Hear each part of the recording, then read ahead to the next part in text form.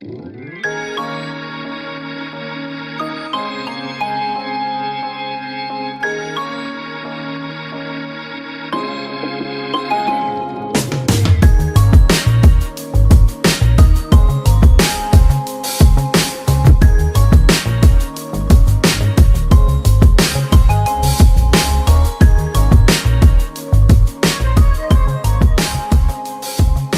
everyone, thank you so much for joining us. One of the things that we would love for you to do is be a part of the Elevate Hope community. And please subscribe, follow, and definitely share today's episode. It is going to be a fantastic episode. And like I said, this is Elevate Hope. And what we're all about is lifting the hope in the lives of other people.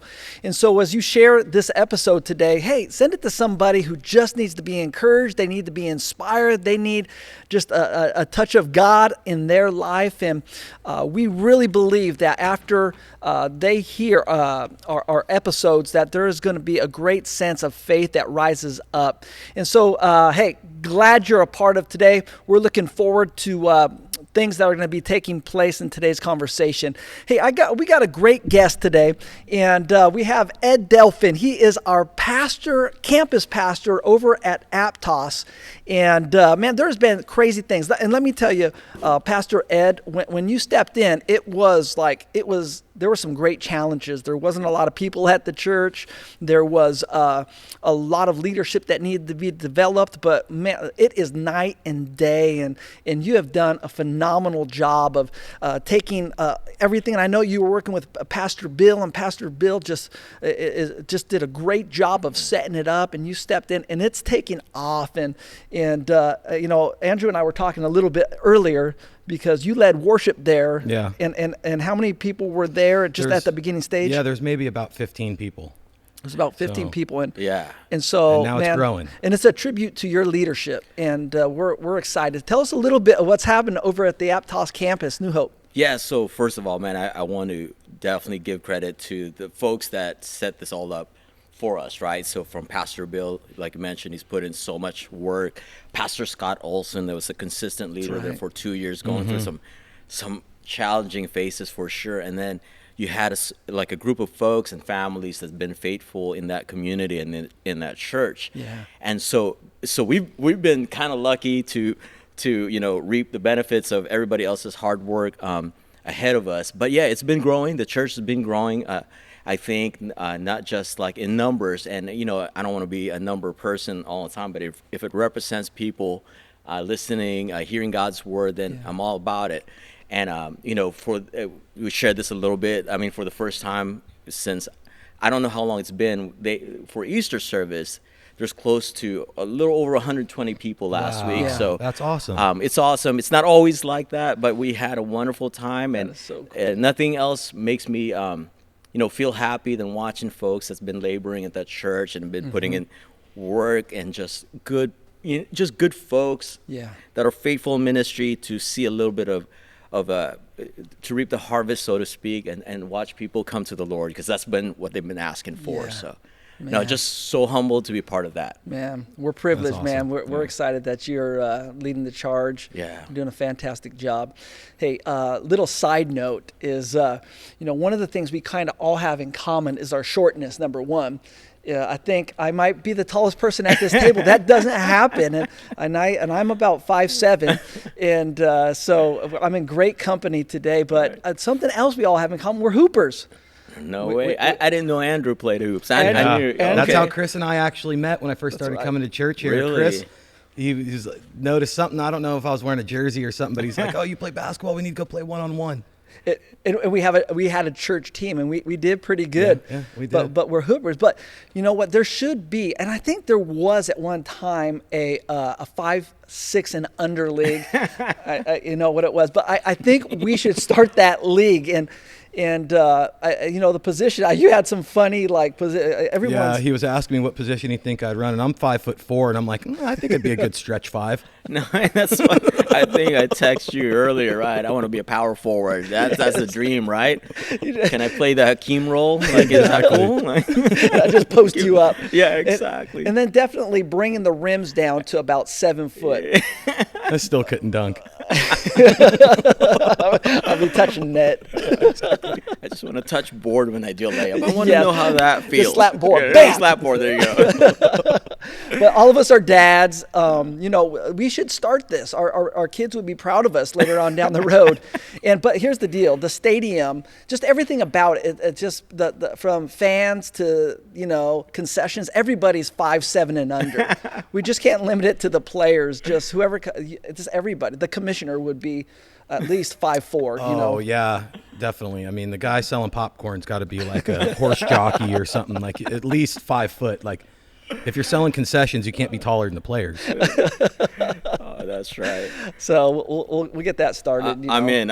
I'm so in. I think we could do it. We just have to find 2 other people. Two other short people. Yes. That's hilarious. Well, hey, let's jump into some good conversation. Ed, you recently finished your book. Super excited. Yeah. We were able to take a look at what you finished, your finished work, Yeah. and that in the hands of us was dangerous for you, but you trusted us, so thank you. And it is top secret, and we know that in the future here, come very soon, it's going to come out and it's going to be available for everyone, and so we're excited about that. But the weapons of our warfare, you read that, and it just right then and there, it's just like, man, this is going to be a good read. And what you're at what chapter right now, Andrew? I'm on chapter 25 right now. Chapter 25, and Andrew goes, this has to be a movie. I mean, he was like on it.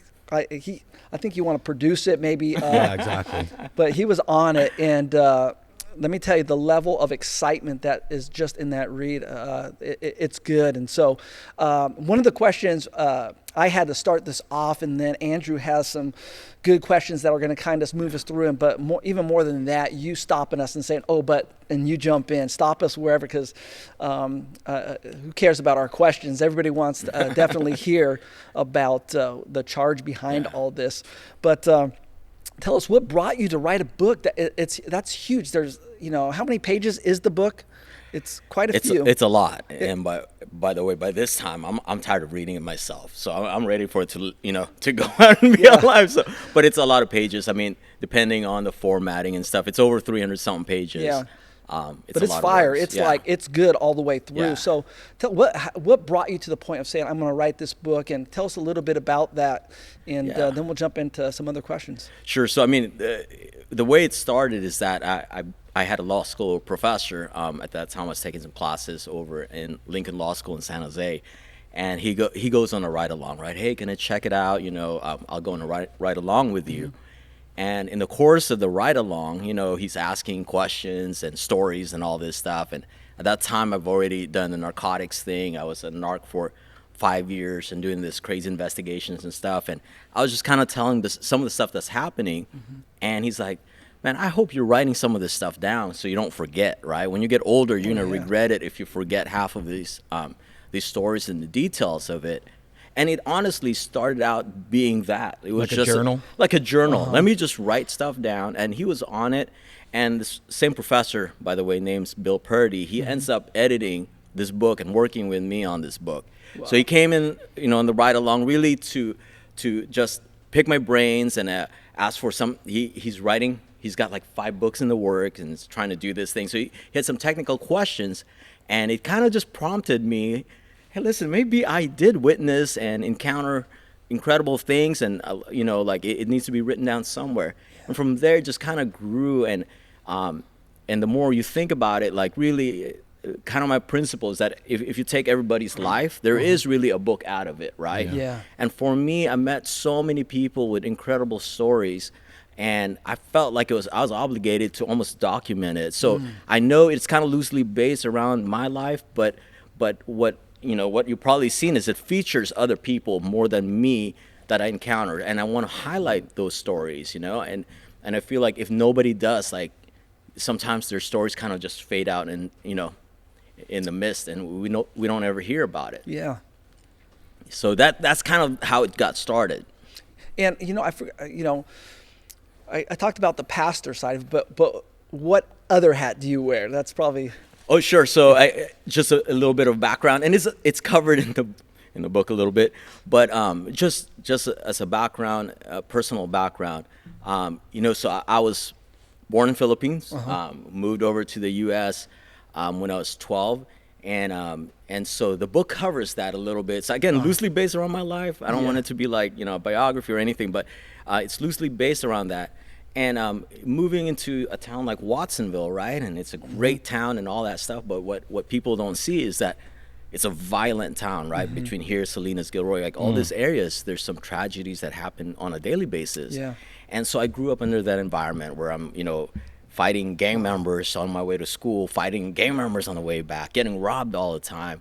And so that was such a part of my childhood, and you almost had to fight that influence of gangs. And so that's my childhood. That's how I grew up in. And then my parents just did an amazing thing, and they said, okay, dude, private school. Like, let's send you to private school, keep you away from the pervasive, influence of gangs. And so I was Bethany, that was my thing. I'm going to go to Bethany, away from everything else. I was literally on my way to law school, spent like a couple weeks at Santa Clara Law and said, but in between, I did this quick ride along with Watsonville PD, and that ride along just changed me. I'm like, holy cow, way cool job. Like, I want to be part of this thing. And you start seeing a little bit of the things that's happening around you, and there's ways you can influence. So I end up, long story short, I become a cop. So I was a cop in 2002, and then after a little bit of patrol time, I did the narcotics thing, and that became kind of my identity for 5-6 years or so. So that's something that I fell in love with. Yeah. But concurrent with being a cop and doing the narc thing, we're pastoring. We're youth pastoring. So that's where the book really comes in, is this conflict, right? We were literally youth pastoring at-risk gang members in church, and I would go out and chase them down out in the streets. And there's incidents after incidents, many of which, like, I don't want to throw names and stuff, where I literally see somebody at youth night, chase them down and fight them out in the street and tell them, you know what, I'll see you back in youth. I'll be praying for you, So that's a constant thing, that theme that happens, is that these two worlds are colliding. Yeah. And it's not always kind of funny like that, right? Yeah. There's some real tragedy there that happens. Well, that was kind of the first question that I had was, I'd noticed as I'm reading it, it's a story about one character, but that character has two different lives. Yeah. And in the law enforcement part of it, his life, he's got to be a little bit harder. Yeah. And some of his fellow officers talk about that in the book too. Like, he's got to be a certain way so those officers feel safe, have him there. But also he's got to be more compassionate on the pastor side. Yeah. Yeah. So how much of that actually mirrors your real life? Yeah. And how much of that have you actually dealt with?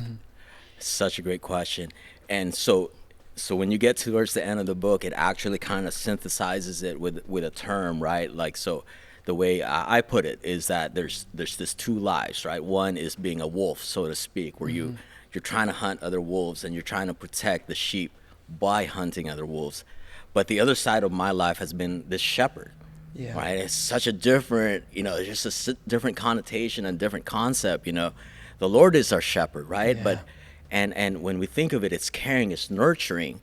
But the wolf and the shepherd, it's the same. They're looking out for really the flock. Just one goes about it a different way, and the other one does it a different way. But there's a common theme there that I think that I've found, like, in my life, to connect and to be pretty, consistent, right? I'm looking after whatever way for my flock, so to speak. And sometimes it's, it's the harsh reality of taking somebody, taking them in custody, putting them behind bars, so to speak, putting a case together. And sometimes it's just praying over them or just talking to them and counseling them and walking them through some of the basics in life. Yeah. Well. So that's been a challenge for sure. I could, definitely see that. And for you, Chris, would you be able to do both of those? Have to arrest a youth student Man, I'd like to arrest a few of them, like next Wednesday night. Not my kids, though, right? No, they're angels. Okay, good. No, but that is a balance, right? Yeah. Because there's that part of grace and mercy and caring, but then there's the other part of keeping justice, right? Yeah. And all that stuff. Yeah. And to save you a little bit of a punchline, like in the book, and it's not a secret, but like at the end of the book, like the conclusion is here: you can be a wolf, right, that hunts other wolves, or you can be a shepherd, but you can't be both. Wow. So to me, like there was a point in my life for sure in the career where like, okay, I can't do this. I still try to do it, but it's really difficult because at some point you see, you see the world one way or the other, and it's hard to shift. So you're super compassionate, your guards are down, you're very vulnerable, you're open, and or you can be just that hard, shell, and like, okay, everyone's bad, I'm gonna treat everybody, as a suspect almost. Yeah. But that's not gonna be a pastor's. In the book, Dan even kind of touches on that at a certain point he switched from preaching a message to looking around, sort of. Yeah. And you have 100% for sure. It's like, I remember, and the count there is like you're preaching, right? But like you're still preaching the same message. You're still, you're still full of passion, because the more you're exposed out in the streets, you actually see the need for, Jesus, and a real life change. But at the same time, he's preaching, but he's got his gun on him, like he's not. 6 Hour, I think he said. Yeah, 6 Hour, one of my favorite guns ever. Yes. So, absolutely. Oh man, that's awesome. And the answer would be yes, if you're still wondering if that still happens. But no, yes, no, I don't know. I'm kidding. I know a lot of cops, and when they go somewhere, they'll sit with their back not exposed to things. Yes, completely true. I like my family, like we do this drill all the time. We have code words, right? So my wife, my kids, we work this out. We train. So we're always out in public, whether in church or in a restaurant, right? So they understand exactly what a code word means. And when I say that code word, there's no question. They have a plan that takes place, whether it's getting away from me, duck and cover, whatever it is, right? So we constantly, we have to live in this world that, it's kind of full of threats and whatnot. And we're not paranoid, but like it changes you, man. You can't, my wife is she's a kindergarten teacher, right? And sometimes I just want to live in that kindergarten world, you know what I mean? It's like full of optimism. But as a cop, you can't undo the stuff you've seen. So it just naturally comes to you. And my family gets affected by it, because we now they're included in that kind of mindset. Now they have to think of safety and threats and that kind of stuff. And that's not really natural for kids to do, but because we live in our world and this is the profession I've chosen, like they have to be mindful of that kind of stuff. Yeah, that really is good. Yeah. We need some code words for our family. We probably need to put some together. Oh, it's funny. And so the next thing that is really thinking of is when you're a pastor, and in the book there's a situation where someone volunteers to work in the youth ministry who's got a bit of a colorful background. Is that something was that a true experience for you? Yeah, and I'll address that. There's I can't think of a fake name I gave him in the book, but there's a real character, that I ended up working in youth ministry with, and that whole story is absolutely true. He actually passed away just last year. For those that are reading the book, he's a colorful character there. It's Albert Gates. Just remembered his given name in the book. Yeah. And he it's one of those shocker things. He became my best friend, and this is before I was a cop, right?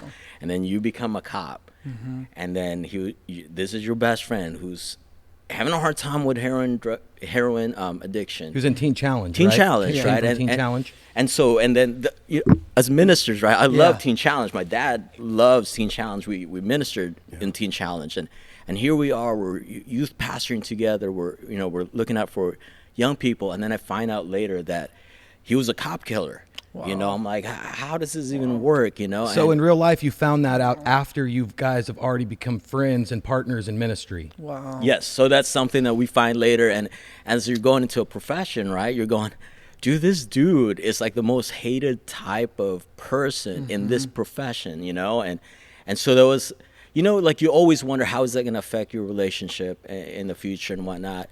But I think that became, like, to be honest, like with Albert Gates, like that character, he became like such an inspiration for me, and actually ends up shaping the career path I take, right? Like, so, I mean, he was a big part of why I gravitated towards narcs, like narcotics, because I saw the effects, like the stronghold it had in him, and I'm like, how can this be? And I had zero understanding. Like, I never smoked weed, like in high school. Like, I went to a Christian school, and all of a sudden, Your dad would have known. You would have came home. I've been praying. right? It's the prophetic, spirit-filled thing. It's scary, man. You can't get anything past them, But then, like, here I am, him hanging out with a heroin addict who shot a cop at one point, and I'm trying to be a cop and become a cop, and we end up doing this together, even though, like he obviously was clean, and he still struggled, and there's all kinds of stuff, right? Like you're gonna have to read the book for the rest of them, but we still end up working together for a long time and just doing ministry together, youth ministry together. Wow. And to this day, I still see young people constantly ask about him, how is he doing? And when I give him that bad news, they're all saddened, but his influence continues on even to this day. Yeah, because I think you referenced it in the book that a lot of the students that you guys were ministering to would gravitate towards him because he looked like somebody they were already used to. Absolutely. So, I mean, like, I'm the dude, clean cut, whatever, and, okay, great, we like you, but look at Albert. He looks just like my dad. He looks just like my uncle. And when you go to a city like Watsonville, like Salinas, that's what you see, right? Like, everybody's got a Theo or whatever that's been incarcerated. Yeah. So that, I think, sent the message. This is a guy who's lived through it, like fought his demons, so to speak, and found God, and now living like a righteous life. Yeah. Yeah, that impacts people around the community. And it changes. It's a whole different language that I speak or some folks speak. Yeah. And he speaks that language, and no one else can, you can't copy that. So it's just a great testimony. Yeah. That's good. And I think as I'm reading it, the main character, Dan, in the beginning, in the first chapter, he expresses a real kind of like hatred for these gang members. Yeah. Like, it's almost like real vitriol. Like, he wants to see him go down. Yeah. Now, how do you juggle that with the compassion of being a pastor? Like, you still want to reach these people for Christ, but like, I want to put my boot through their head. Wow, those are some strong words. Wow. I wish How did you get that one? It just kind of seemed like that. Like, let me write that down for the next book. That's a great phrase. In the first chapter, he really kind of he keys in reality, on that. But then as he goes on and becomes a youth pastor, in the first chapter, it was like a prequel to the beginning of the book. Yeah. And it actually is. And as you go through the chapters, like the first chapter fits in towards the end. So I see that. Yeah. So it's, it starts out like, okay, these guys are gang members, they're misunderstood, but at some point, like, you start seeing the pervasive influence they have on the kids you're working with, and they're literally stealing the future of the kids we were ministering to. So you become so angry and bitter, and you're like, I don't care anymore, like I just want to see them put away. I just want bad things to happen to them, right? And it's a tough balance, and I think that's the whole book. Like, I want to warn folks that read this book that this is not your cozy Christian book, right? I think it's fair warning. Yeah. There's a couple colorful languages on there, but it was hard to struggle, right? Because, like, for me, I mean, I'm not trying to be vulgar, and I understand it'll offend some people, but at the same time, like, what I wanted to paint is an accurate picture of that kind of life, right? Yeah. This is not a pretty life. People have to live through this, and hopefully by bringing this picture, people can be conversant about it and have some sort of empathy.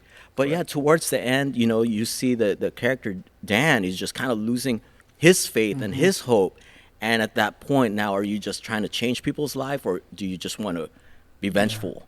So that's kind of the struggle. That's good. I definitely see the book that way. Like Cool. it's one character that has two different lives. Yeah. And that's the weapons of our warfare. Yeah. You know, you're in the middle of it. And I think of your pastor world, you know, it's the weapons of your warfare that God has given you. But the weapons of the warfare as an officer, it's still what God gives you. Yeah. And you've balanced that great in your personal life. Just knowing who you are, your character, how you hold yourself as not just a good man, but then also a godly man. And that balance is huge. And for us to know that that not only are you our pastor, but you're also protecting, you know, as a shepherd in the church, knowing that you shepherd the community also, taking it that way. I think that brings hope to people that, hey, in the midst of everything in life today, to hear that there's shepherds out there, there are good men, godly men who are looking over our city, man. That's huge, I think, and it's worth, man, people diving into the book and just really going, okay, I need to know what's going on, you know, in this life of a pastor. Yeah. So, well, I'm glad you see it that way, because it is exactly that, right? And it's never, you know, it's never cut and dry. And the last thing I wanted to do was like put out a police officer book with a bunch of police stories, right? But I think that this, apologize, sorry, technical. Okay. But I think this actually really does. I think feature what most folks have to live through, like you said, like a shepherd of a town, a city, and whatnot, and the struggles they have to face. And nobody wants to be depicted as that, you know. Nobody wants, like, especially now, it's not fun being a cop, right? But most police officers that go into this profession understand what it costs, and also understand the need for it. And despite, you know, I mean, we're not going to be rich doing this, and we're likely going to walk away with a bunch of injuries, but we understand the role we play and the importance of it, and we listen, and we need to obviously pivot and make some changes and adapt to the current climate and improve as a profession altogether. But it is a costly, it's not a normal, you know, 8 to 5 job where you can walk away and be the same person at the end of the day. Yeah, I hear you. Do you have another question? Yeah. My kind of final thought as I'm going through it and I'm looking at Dan's life is, and I know it mirrors your life a lot. What is the profession that you or Dan would prefer more, pastoring or policing? Well, That's good. I want to tell you this, like, it's way harder to be a pastor, right? Because you got to, like, care for people. I'm kidding. Well, like being in law enforcement, you could still do ministry and serve the community that way, but being a pastor is an ordained calling. Yeah, that's a good question, but maybe highlight what are the things highlight about a pastor. Let's talk about what are the highlights of a pastor. Well, I'll Jump totally answer that question, and for sure. So I mean, one of the difficult things about, like, if I had to pick one, which I'm trying to do both, but obviously it's difficult, right? But if I had to pick one, first of all, being a cop is so much fun, man. It is just a blast. I know last week, listening to podcasts, and Pastor Malcolm said 130 to 30 miles per hour, but that's probably not track. I mean, I get to drive that, like, all the time. You know, I'm kidding. But, you know, that mark's been hit several times with different cars. But, you know, so you get to live an exciting life, you know, things that most people fantasize about, right? But on the back end of that is the emotional cost to your family. Correct. And you know, that's touched on in the book a little bit too. Absolutely. And you know, and the thing is that, like, you know, my wife Michelle plays such a great role, and she's really kind of the hero of this story. And I'm not just saying that because she's my wife. I'm just really saying that almost in any hard profession, right, whether it's a pastor or whatever, the wife or the spouse really is the one who makes everything happen. Right. And so she's had to deal with the trauma, the emotional setbacks, all that stuff, right? and she's had to make it work for her family. And to answer that question, actually, I thought about this a little bit. My daughter the other day said that she wanted to be a police officer, right? That's awesome. And I almost lost it. Obviously, from your perspective, you're like, no, I don't want my daughter to go into that, but she wants to follow in your footsteps. I almost That's lost awesome. it, absolutely. And then my wife almost lost it. So I think, if you put it that way, it gives you a little perspective. Like, we think it's a worthy endeavor, but would we want our kids to do it? Probably not. Not that it's not fantastic. It's a great job and all that stuff, but we also know, we recognize the emotional cost, and like you come out of that profession a whole different person than you come in. Wow. So, no, that's good. Yeah, I noticed too, you talk about the decision of, I think one of the commanding officers, and you're taking a position, said get your wife's permission first, but have your answer in by the end of the day. Yeah. That's and good. the character didn't get his good. wife's permission. He said he called 2 hours later. I always get permission from Lori. Oh man. But I feel your pain. But you got to remember that was very early on in a marriage, right? So towards the end, and it's tough, man. Like, so we, obviously that dialogue needs to happen in every big decision and whatnot. But that was it, right? Like, for a cop who like the narc thing was like the ultimate thing. I think that paints that the book paints that picture, and for him that was like the goal. And it's like, you're not giving that opportunity to say, I'm in. The wife, I'm sure I'll let her know when I get home. But you're right, that's a great pickup on that. I told her later, but yes. I got to tell it. I don't get permission all the time, and I get myself in bad position. It's easier to ask for forgiveness than it is for permission. I'm sure we've all heard that before. But it's not true. I want to tell you, that's it's not. Forgiveness is way hard. Much harder. You're right on that. Right. You're right. Well, hey, we want to finish it off. We do have an ending question for Okay. you. Okay. All right. It moves along. There's a movie. Who is going to play Dan? Well, obvious, right? The Rock. What celebrity? Yes! Yes, baby! it. Dan talks about being the shrimp of the forest in there. Okay, So fine. I knew that fine. reflected you for sure. Okay, that's a You could stretch. be I know. the I would Rock's love arm. I would love The Rock to do it, but That. it's just a stretch. No, I know. So it's like naturally I go, which Asian actor can play me? And like my dad would probably recommend like Jackie Chan or something like that. But I don't know. That's just my dad. But so So your dad thought this through already? No. Oh, So Santa Cruz campus folks, I guess, have been watching. I don't even know. I don't know the movie or anything, but so they sent me a message. Hey, you sound and look a lot like this guy, and I didn't know who the guy was. Daniel Day Kim. Oh, So, yeah. So I guess Hawaii 5-0 or something. Yeah. So I think he was in Lost, too. Yes. There you go. I didn't even know who the guy was, but they apparently, they've thought it through for me, so I might go figure. He's a good actor, too. Yeah. I'll shoot him a call. Yeah, definitely. I can call him for you if you'd like. I think I got his number. I think we'll Google it. It's a blast. Well, hey, thank you so much. Man, it's a treat to have you come on out and be with us today and share just with everyone who's watching and engaging today. That was huge. So I appreciate you so much and sharing your life. Yeah.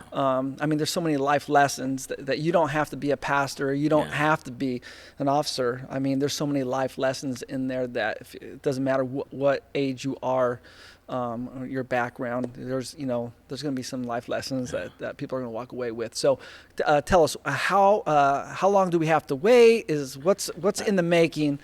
Before we tie everything up, how to get your book. Okay, so I just spoke with a publisher this morning actually, and we're looking at May 18th is kind of the release date. Hopefully everything goes well. We're in the final phases of finalizing a few of the pages and whatnot. So May 18th is the goal, but if you visit weaponsbook.com, one word, weaponsbook.com, you can sign up for an email, and we'll let you know as soon as the book is out. What's also kind of fantastic about this project is between me and the publisher, we want to make sure we're not trying to make a profit out of this thing, right? And I got the publisher to agree.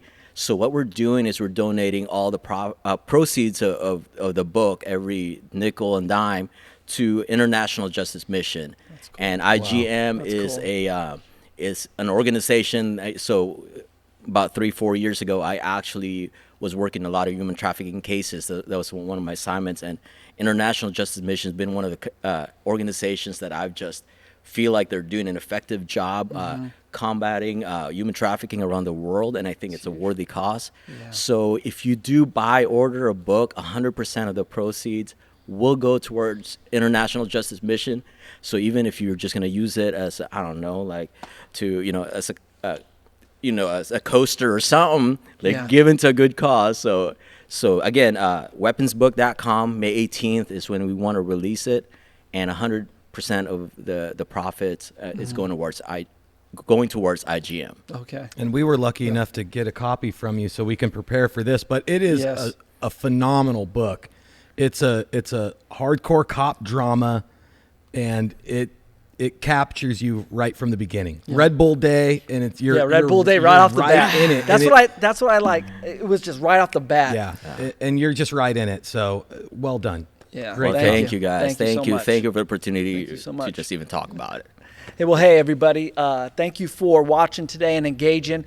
Make sure you subscribe. Make sure you share this episode today. And Pastor Ed Delfin, Weapons of Our Warfare, really want to get this book into your hands, not only for you to have a good read, but then also it's benefiting a great cause. And so we'll have more when the book comes out. Pastor Ed, we would love to kind of have it right on our desk, do a couple commercials for it. So that way, signed copy of it. Oh, you definitely. Got it, man. Easy. Oh, yeah. So, hey, thank you for watching today. Make sure you share this today, because we want to bring hope to the lives of everybody that you're connected with. God bless you.